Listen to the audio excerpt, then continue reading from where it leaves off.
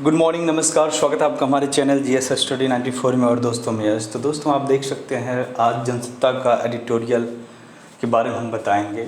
और कभी कभार सही बताऊं तो स्पेशली जब जनसत्ता का एडिटोरियल बड़ा उम्दा लगता है, जिस तरह के उसके विषय होते हैं, जिस तरह के उसके एक्सप्लेनेशन होते हैं, बहुत ही उम्दा लगता है।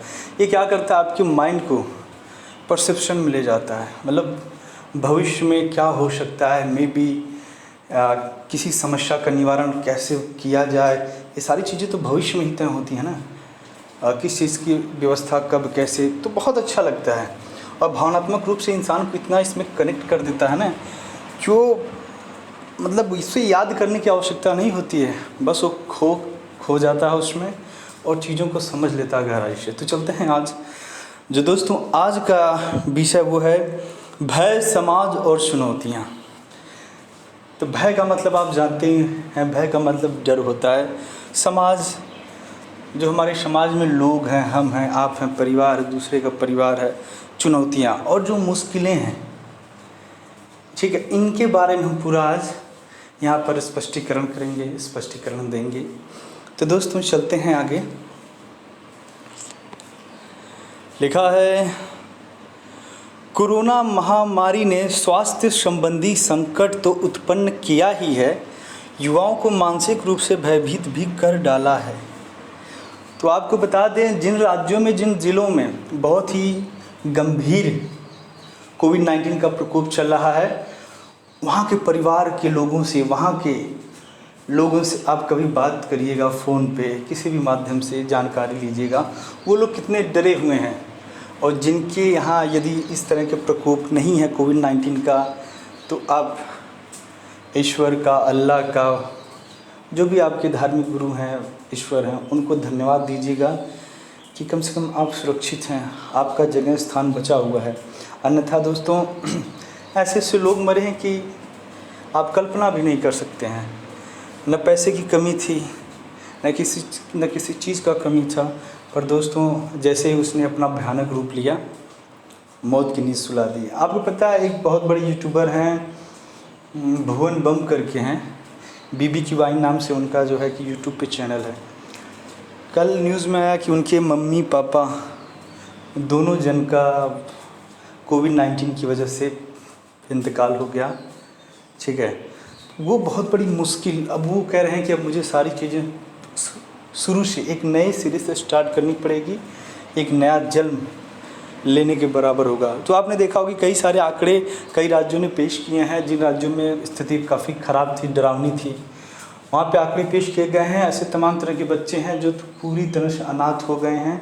अब सबसे बड़ी जिम्मेदारी ये लेनी पड़ेगी सरकारों को, संगठनों को, कि उन बच्चों की शिक्षा, दीक्षा, स्वास्थ्य, खान पीन कैसे किया जाए, और किस व्यक्ति, किस संस्था, किस समाज, किस सरकार को ये जिम्मेदारी दिया जाए, जिससे वो काफ़ी अच्छे तरीके से अपने पद की गरिमा को बनाकर उन कार्यों का निर्वहन करे।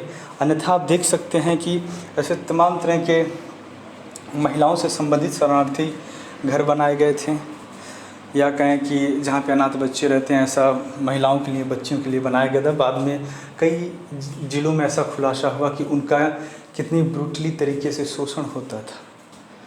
तो ये सारी चीज़ें हमारे समाज के लोगों ने इतनी गंदी व्यवस्थाएं बदल दी हैं, बना दी हैं, कभी कभार शर्म आती है कि एक महिला जो वुमेन एम्पावरमेंट, महिला सशक्तिकरण की बात करती है, पर जब किसी दूसरे महिला की बात करती है तो भूल जाती है कि इसकी इज्जत क्या है, ठीक है, इसकी समस्याएं क्या हैं।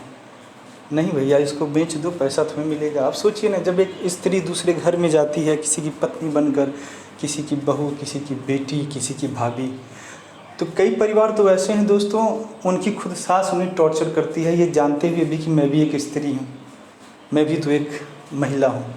तो ज़्यादातर यही मैं बताना चाहता हूँ कि यदि किसी परिवार में किसी महिला का शोषण हो रहा, यदि अन्य महिलाएँ उसमें हैं, वो चाह दें, उसका शोषण नहीं हो सकता। इस समाज में यदि महिलाएं चाह दें तो किसी का शोषण नहीं हो सकता। इसके लिए महिलाओं को जागरूक होना पड़ेगा, एक महिला का दर्द दूसरी महिला को समझना होगा। ऐसा नहीं है कि अब से पहले समाज में ऐसी स्थिति नहीं आई, लेकिन तब लोगों में इस तरह का खास तौर से मौत को लेकर भय नहीं था। फिर इस महामारी के आने के बाद ऐसा क्या हुआ कि लोग जीवन की सच्चाई जानते हुए भी डरने लगे हैं। इस पक्ष को हाल ही में देश के विभिन्न हिस्सों में घटी कुछ घटनाओं से और स्पष्ट रूप से समझा जा सकता है।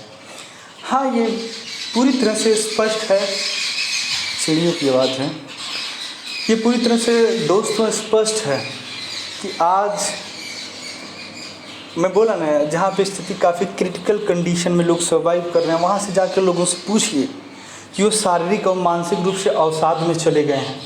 तो आवश्यकता है, आपने देखा होगा कि जो हमारे देश के वॉलंटियर हैं, पुलिसकर्मी हैं, सोल्जर हैं, डॉक्टर्स हैं, कभी कभार वो जो कोविड से रिलेटेड जो मरीज़ हैं उनके लिए गाना गाते हैं, कुछ नया मनोरंजन करते हैं। और मैं एक वीडियो देखा था, उस वीडियो को शायद मैं ताउम्र न भूल पाऊँ। ये शायद मुंबई या दिल्ली की घटना थी। अरुणा करके कुछ एक मैम थी, उन्होंने अपने ट्विटर हैंडल पे इस चीज़ को पोस्ट किया था। तो एक युवती जो 28 से 30 साल की थी, वो कोविड-19 से बीमार थी, फिर भी उसके हौसले इतने बुलंद थे, मानो इस तरह वो एक गाने पे थिरक रही थी। जैसे मतलब ये जानते हैं क्या है, ये उसके आत्मबल को बढ़ा रहा था। जब दूसरे उसे देख रहे थे तो वो भी लबरेज हो गए, उनमें भी लड़ने की हिम्मत, जज्बा आ गया।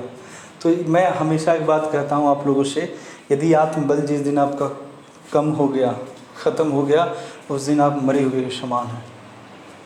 ये दुनिया आपको ऐसे उठा के फेंक देगी। तो आपका आत्मबल बड़ा होना चाहिए।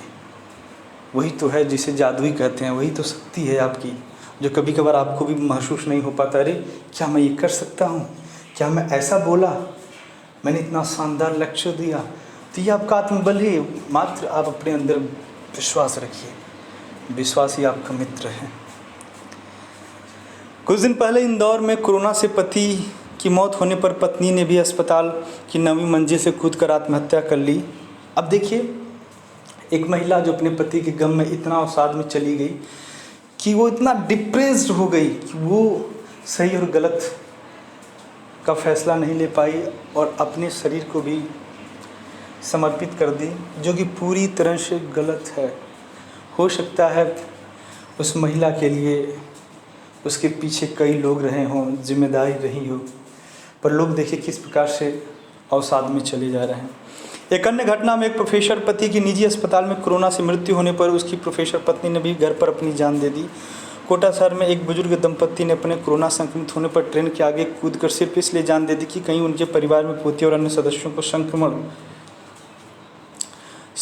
न लग जाए। आप सोचिए दोस्तों, ये सोचने वाली बात है। जानते हैं, कहते हैं ना, एक चीज़ मैं हमेशा बोलता हूँ, सहानुभूति और समानुभूति में बहुत बड़ा अंतर है। इतना बड़ा अंतर है कि मैं बता नहीं सकता। वो अलग है कि शब्दों में बहुत कम अंतर है, पर दोस्तों इसकी वास्तविक गहराई में ज़मीन आसमान से भी ज़्यादा अंतर है। सहानुभूति ये होती है, कहीं कोई मर गया, आप वहाँ 2 मिनट के लिए खड़े हुए, कह रहे यार बहुत बुरा हुआ, फिर उसके बाद चले गए, जैसे आपका लाइफ स्टाइल था उसमें, काम में धंधे में लग गए। पर दोस्तों जब आप किसी घटना के यहाँ जाएंगे, जब समानुभूति करेंगे, समानुभूति का मतलब ये होता है कि जितनी पीड़ा वो महिला अपने पति के गम में, या फिर जितनी पीड़ा वो बच्चा अपने पापा के लिए, मम्मा के लिए कर रहा है अंदर से, जब आपको उतनी पीड़ा होगी, जब कोई व्यक्ति है एक्सीडेंट से तड़प रहा है, जब वो पीड़ा आप महसूस करेंगे तो वो समानुभूति होती। समझ रहे हैं? पर आज हमारे यहाँ यदि कोई कोविड से रिलेटेड पेशेंट है, नहीं भी था यार हमारे समाज में, तो कोई मर गया तो उन्हें कोई छूने तक नहीं गया, कोई कंधे तक देने नहीं गया।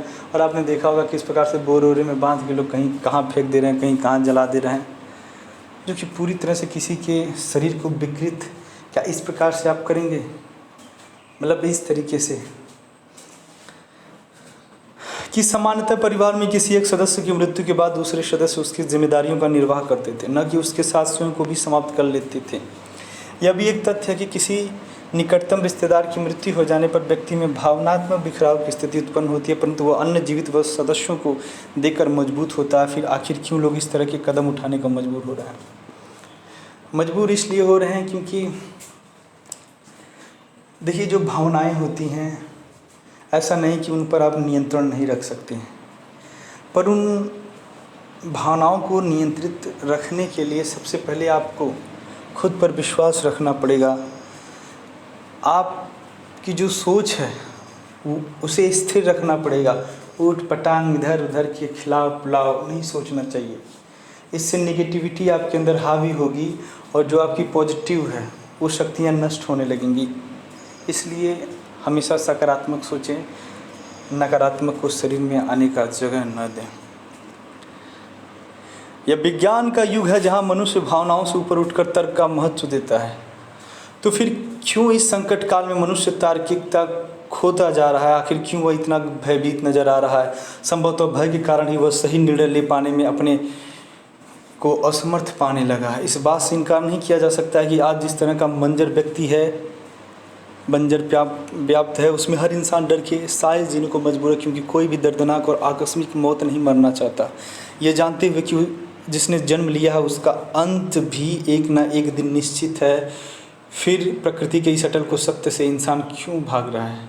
देखिए, तकलीफ़ तो होती है। मैं मानता हूँ कि जो लाइफ है एक देखिए, लाइफ है एक, ठीक है, लाइफ एक डेस्टिनेशन है। हम आप मान लीजिए बैठे ट्रेन में, ठीक है, उसके बाद हम लोग मुंबई जाने के लिए रवाना हुआ। कुछ लोग ऐसे मिले जो मुंबई जाने से पहले ही बीच में उतर गए, कुछ लोग जौनपुर उतर गए, कुछ लोग लखनऊ। तो दोस्तों धीरे धीरे क्या है ना, जब हम लोग साथ में बैठे थे, जब लोग उतरते चले जाते, कोई और उतरता है उसका गम नहीं होता है, पर जो साथ में जब हम लोग संवाद कर रहे थे, आपस में बातचीत कर रहे थे, अपनी वस्तुओं की एक दूसरे से शेयर कर रहे थे, खा पी रहे थे, तो जब उस ग्रुप का एक व्यक्ति उतर कर जाता है तो बड़ा तकलीफ़ होता है और मन ये करता है क्यों ना ये मेरे साथ मुंबई तक चलता। ऐसे ही दोस्तों ज़िंदगी के सफ़र में यदि परिवार का कोई सदस्य, उस सबको पता है कि एक निश्चित समय के बाद, ये एक निश्चित है, एक डेस्टिनेशन है कि इतने के बाद आप 100% मरेंगे, 80, 90, 100, 110 साल बाद तो मरना ही है, तो बीच में ही क्यों आप चले गए? तो ये इंसान को बहुत ही मुश्किल में डाल देता है, याद रखिएगा। इसीलिए कहा जाता है आपकी ज़िंदगी है, फैसले लीजिए, ज़िंदगी को एक नया रूप दीजिए, अच्छे से ज़िंदगी जिए, क्योंकि कुछ रहा नहीं है, ठीक है। जो आपने जी लिया वही आपका जीवन है, बाकी सब वही है। 1000 बच्चे आएंगे, तमाम तरह की कल्पनाएं पालेंगे, इच्छाएं पालेंगे। सारी इच्छाएं हर एक व्यक्ति को नहीं मिलती हैं, पूरा नहीं होता है कि मैं डांसर भी बन जाऊं, मैं सिंगर भी बन जाऊं, मैं पत्रकार बन जाऊं, मैं एक्टर बन जाऊं, एक्ट्रेस बन जाऊं। ऐसे कुछ लोग हैं जो तमाम तरह के खिलावी पुलाव पकाते रहते हैं दिमाग में, जो कि पूरी तरह से निरर्थक है। छोड़ो, ज़िंदगी जियो, पढ़ाई लिखाई करो और कुछ नहीं। इसलिए ऐसे प्रयासों पर चिंतन मनन जरूरी हो गया है जिससे इस आपदा से दुनिया को बचाया जा सके। विज्ञान भी मानता है कि इस धरती पर केवल मनुष्य ही एकमात्र प्राणी है जिसके पास विकसित मस्तिष्क है और उसने अनेक आविष्कारों और नवाचारों को विकसित करके कई बार इसे सिद्ध भी किया है।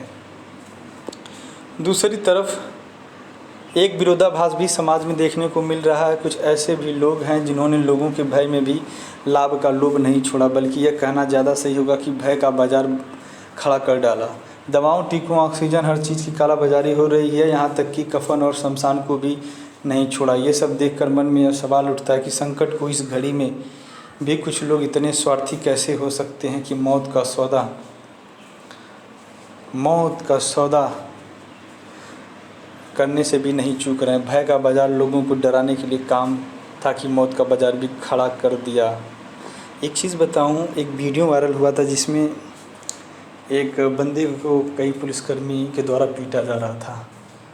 तो बाद में जब मैं उस घटना का मतलब कहीं से इन्फॉर्मेशन गैदर किया तो जानकारी मिली, ये बंदा जो है कि ऑक्सीजन का जो स्विच होता है उसे ऑफ़ कर देता था कि बंदा ऐसे में तड़पने लगेगा, उसके बाद मेरी गाड़ी का किराया मैं मनमानी लूँगा, मनमानी लेकर जाऊँगा। कुछ लोगों ने कालाबाजारी शुरू कर दिया, चाहे रेमडेसिविर हो, चाहे तमाम तरह के इंजेक्शन दवाइयाँ हो। मेडिकल स्टोर पे आप देखे होंगे, गए होंगे, हॉस्पिटल में देखे होंगे, जो दवाएं 10 रुपये में उपलब्ध थी वो 100 रुपये, 200। कुछ दवाएं तो मिल ही नहीं रही थी, दूसरे माध्यम से पाने के लिए लाखों रुपये खर्च करने पड़ते थे। ऑक्सीजन जो कुदरत में फ्री ऑफ कॉस्ट सप्लाई करता है, जिसके लिए हम पैसे दे रहे हैं। आखिर कब हम इस बात को समझेंगे? ये हमारा समाज है। चंद पैसों के लिए वो किसी के मौत से भी खेल जा रहा है। तो दोस्तों ऐसे परिवर्तन लाएं कि आपका जीवन दूसरों के उपयोग में आए, न कि दूसरों की समस्याओं दूसरों के जीवन में जब जैसे ही आप जाएं समस्या खड़ा हो जाए। ऐसा ना बनाएं अपने आप को।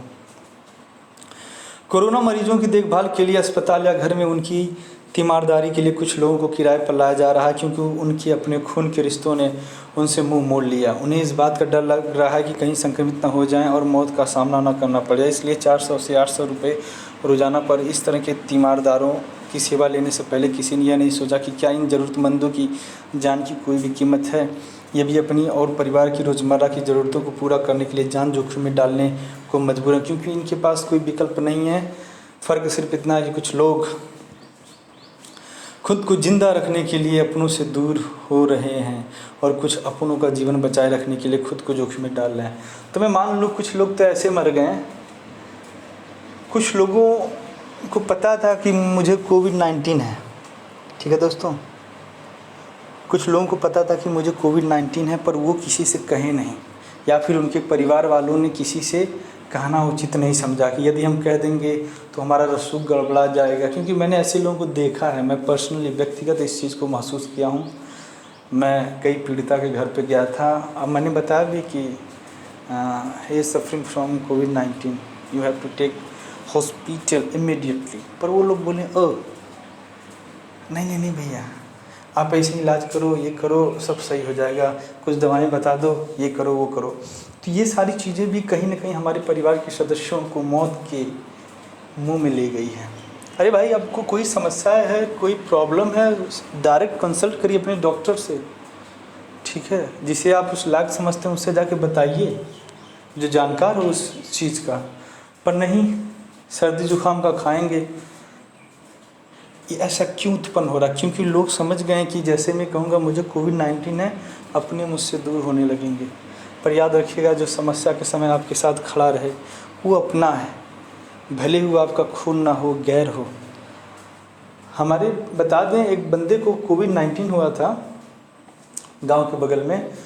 उनके परिवार के सारे बच्चे दूर दूर रहते थे, दूर दूर, सही बता रहा हूँ, कसम खा के कह रहा हूँ, सारे बच्चे दूर दूर रहते थे। उनके परिवार के सारे सदस्य, उनकी एक बिटिया थी जो 19-20 साल की रही होंगी।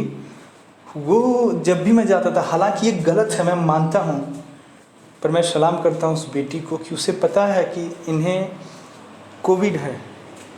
परिवार के सारे सदस्य पानी तक नहीं दे रहे हैं, दूर दूर तक हैं, पर वो लड़की, जब वो उनके पिताजी कहते थे कि पैर दर्द कर रहा है, ये दुख रहा है, तो यार वो भूल जाती थी कि उस पीड़ा के आगे कि मेरे हाथ में ग्लव्स है या मास्क है। वो तुरंत बैठ के आँखों में पानी भरा हुआ रहता था और पूरी कोशिश करती थी कि अपने पापा के दर्द को कैसे पी जाऊं, कैसे कम कर दूं।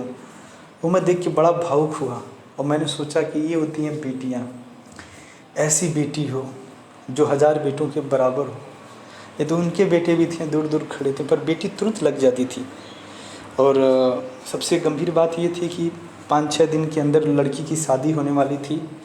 हालांकि फिर बाद में लोगों ने उन्हें एडमिट किया और जिस दिन लड़की की शादी हुई उसके 2 दिन बाद उनके पिताजी का स्वर्गवास हुआ और उनकी माँ नहीं थी उस लड़की की। तो मैं ये कहानी इसलिए, ये वास्तविक घटना है, ये मेरे प्रत्यक्षदर्शी में रहा हूँ, इसलिए बता रहा हूँ कि समस्या के समय जो खड़ा वही अपना, अन्यथा खून दिखाने वाले, अपना कहने वाले हज़ारों मिलेंगे। बस यदि आपके पास वैसी संपत्ति है, किसी प्रकार से कोई लाभ देने लायक हैं, तो सब लोग आपके हैं। समाजशास्त्री अल्ड्रयू बैक ने 1986 में अपनी पुस्तक रिस्क सोसाइटी में संकेत दिया था कि भविष्य में तकनीकी विकास तेज होने के कारण पर्यावरणीय खतरे और सुरक्षा बढ़ेगी। आज वही भी हो भी रहा है।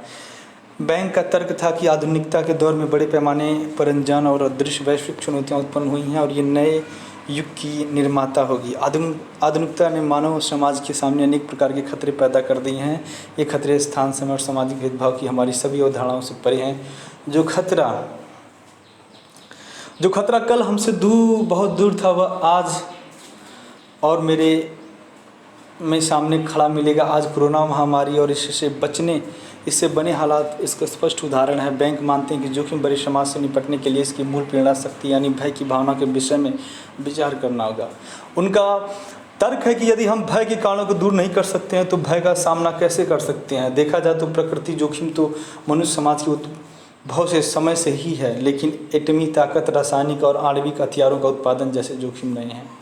तो यहाँ पे बताया जा रहा है कि इंसानों ने जितने प्रयोग किए हैं इस आधुनिक काल में, सबका उद्देश्य यही रहा है कि हाँ, फलाने देश को ख़त्म करना, फलाने समाज को, फलाने बिल्डिंग को, मतलब एक दूसरे के प्रतिस्पर्धा में वो इतने अंधे हो गए हैं कि विकास के लिए उन्होंने कोई पैमाना, कोई तकनीक विकसित नहीं की, जितना उन्होंने तकनीक विकसित की कि 1 मिनट में फला देश उड़ेगा, 2 मिनट में फला समाज उड़ेगा। तो जिन ऊर्जा को, जिस तकनीक को हमारे पृथ्वी के लिए, हमारे समाज, देश के लिए, उनकी विकास के उत्थान के लिए बनाना था, उन्होंने विनाश के लिए बना दिया। यही तो है मानवता। ऐसे लोगों को आप जिम्मेदारी देंगे दुनिया की? तकनीकी के इस युग में केवल वस्तुओं, सेवाओं और सूचनाओं का ही वैश्वीकरण नहीं हुआ है, अपितु जोखिमों और संकटों का भी वैश्वीकरण हुआ है। इसलिए बैंक अपनी पुस्तक में आने वाले समय में वर्गीय असमानताओं को नकारते हैं। संभवतः यही कारण कि इस महामारी ने अमीर, गरीब, ऊंच नीच, जाति, धर्म किसी में भी कोई अंतर नहीं किया। विकसित, विकासशील, अविकसित सभी देश इसकी चपेट में हैं और इस संकट से लड़ रहे हैं। इस बात को कहने में कोई गुरेज नहीं होना चाहिए। अब यहाँ पे आप धर्म जैसे मुद्दों को भी लेकर आप डिबेट कर सकते हैं। देखिए, मेरा जो उद्देश्य होता है यही होता है कि जब आप किसी बंदे से जो इंटेलेक्चुअल है, जो पढ़ा लिखा है, उससे करिएगा डिबेट। ये नहीं जो भैंस गुरु चराने वाला हो, जो एक तरफा बात करने वाला हो, जो एकदम कट्टर किसी पार्टी का समर्थक हो, पागल टाइप का हो, उससे आप कभी बातचीत मत करिएगा। इससे तो आप अपनी प्रासंगिकता खो देंगे, आप अपने हुनर को खो देंगे। यदि सचिन हमारे गांव में आए, यदि कोई अनपढ़ा व्यक्ति जो ढेले की तरह बॉल करेगा, कैसे फेंकेगा, तो सचिन भैया 6 नहीं मार पाएंगे। सचिन ऐसे उनको इंजरी होगी ना कि दोबारा उनको हॉस्पिटलाइज करना पड़ेगा। तो इसीलिए मैं कहता हूँ कि जब आप किसी के साथ प्रतिस्पर्धा करें तो लेवल का बंदा होना चाहिए, आपके विचारों को मान्यता दे, उसे एक्सेप्टेंस करे, ऐसा बंदा होना चाहिए। तो यहाँ पे आप देख सकते हैं कि दोस्तों, जो बड़े बड़े धर्मगुरु थे जिन्होंने एक हमारे समाज में धार्मिक असहिष्णुता को बढ़ा दिया था, ठीक है, कहें धार्मिक भेदभाव को बढ़ा दिया था कि फलाने बाबा ठीक करेंगे, फलाने ईश्वर ठीक करेंगे। आपने देखा होगा कि जितने गिरजाघर, चर्च, मंदिर, मस्जिद थे, सारे बंद थे। यदि खुला था तो बड़े बड़े रिसर्च सेंटर, हॉस्पिटल। तो आप सोचिए ना, इस विषय के बारे में हमें क्या बनाना चाहिए? हमें मंदिर मस्जिद का निर्माण ज़्यादा करना चाहिए या फिर तमाम तरह के रिसर्च सेंटर, हॉस्पिटल बनाने चाहिए, क्योंकि समस्याओं के समय यही काम आए। ईश्वर का मतलब होता है यार आत्मबल। ईश्वर का मतलब ये कदापि नहीं होता है कि आप इस लालच से किसी की पूजा कर रहे हैं कि मुझे कुछ मिलेगा, एक दिन मेरे साथ चमत्कार होगा। अरे ये बेवकूफ़ों जैसी हरकतें सोचना बंद कर दो, अन्यथा तुम्हारे जीवन का उद्देश्य ही गड़बड़ा गया है। और मैं हैरान हूँ ऐसे माता पिता के ऊपर, किसने जन्म दिया? यदि आप चमत्कार के, कुछ लोग ऐसे हैं सोए रहते तो सोचते कुछ चमत्कार हो जाए और सारी ज़िंदगी उनकी ऐसी निकल जाती चमत्कार में। फिर बाद में जब अंततोगत्वा होता है, जब जाते हैं, सोचते हैं कि बहुत बड़ा नुकसान हमने कर दिया। उस समय यदि आप उस व्यक्ति से पूछेंगे तो यही कहेगा कर्म प्रधान। ठीक, इस बात को कहने में कोई गुरेज नहीं होना चाहिए कि मौजूदा दौर वर्गहीन पूंजीवाद का है, जिसमें सामाजिक असमानता तेज़ी से व्यक्तिगत होती जा रही है और व्यक्तिवादिता इतनी हावी हो चुकी है, जिसमें हमारी बुनियादी आर्थिक, राजनीतिक और सामाजिक प्रक्रियाएं लगातार नए जोखिम पैदा करती हैं, जिसे बैक निर्मित अनिश्चितता के रूप में प्रस्तुत करते हैं। आज आवश्यक है एक सकारात्मक वातावरण बनाने की, लोगों द्वारा अपने और दूसरों में विश्वास को पुनर्जीवित करने की, यह उम्मीद जगाने की कोई भी संकट या भय मनुष्य के हौसलों से बड़ा नहीं हो सकता। प्रकृति को हराना असंभव जरूर है, पर मनुष्य ने स्वयं जिस संकट को उत्पन्न किया है उससे निजात पाना असंभव नहीं है। सकारात्मक सोच और भय को हराकर ही हम संबंधों व समाज के बिखराव को रोक पाएंगे। बहुत से लोग ऐसे भी हैं जो इस सोच के साथ दूसरों की सहायता के लिए आगे आए हैं, परंतु व्यापक स्तर पर इस तरह को मुहिम होनी चाहिए। आज के लिए इतना ही। नमस्कार, धन्यवाद।